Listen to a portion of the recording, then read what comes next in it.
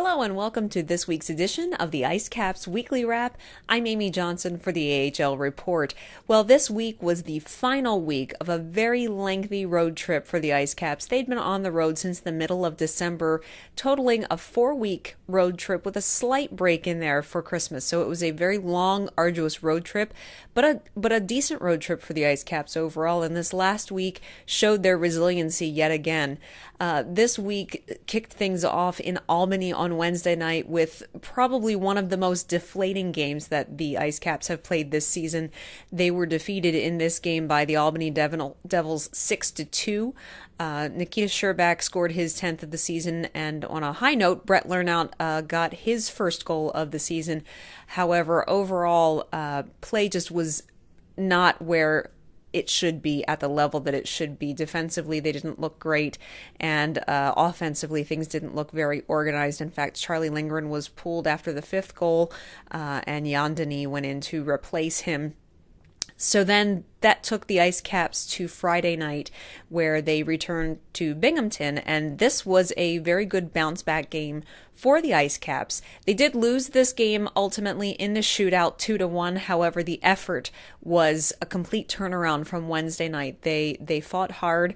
They didn't score until a couple of minutes left in the third period when Marcus Eisenschmidt finally got the 1-1 tying goal to force overtime.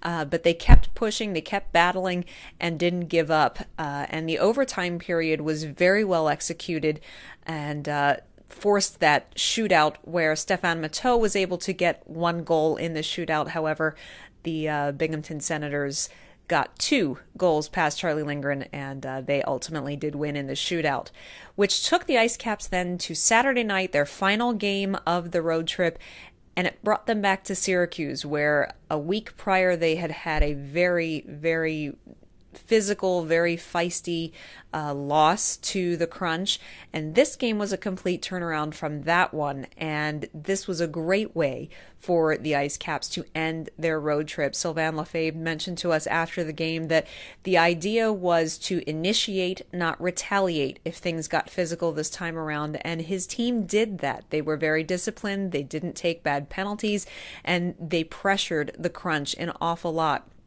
There were a lot of new faces on the team due to some call-ups in Montreal, which we'll get to in just a moment. But one of those new faces, Anthony Camara, scored his first goal of the season. He got the IceCaps on the board first.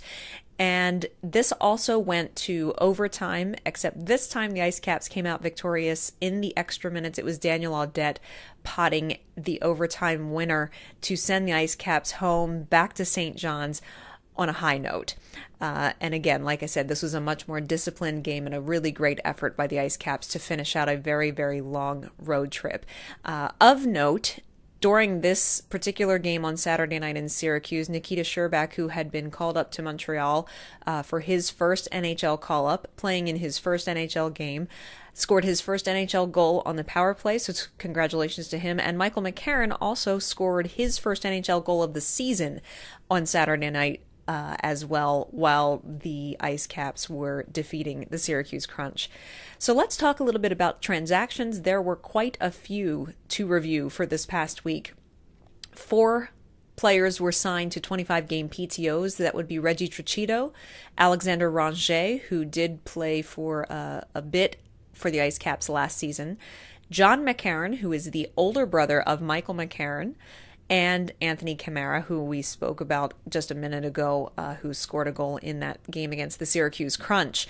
Nikita Sherbak was called up to Montreal for his first NHL call-up, and Sven Andrighetto was also recalled yet again to Montreal by the Canadiens.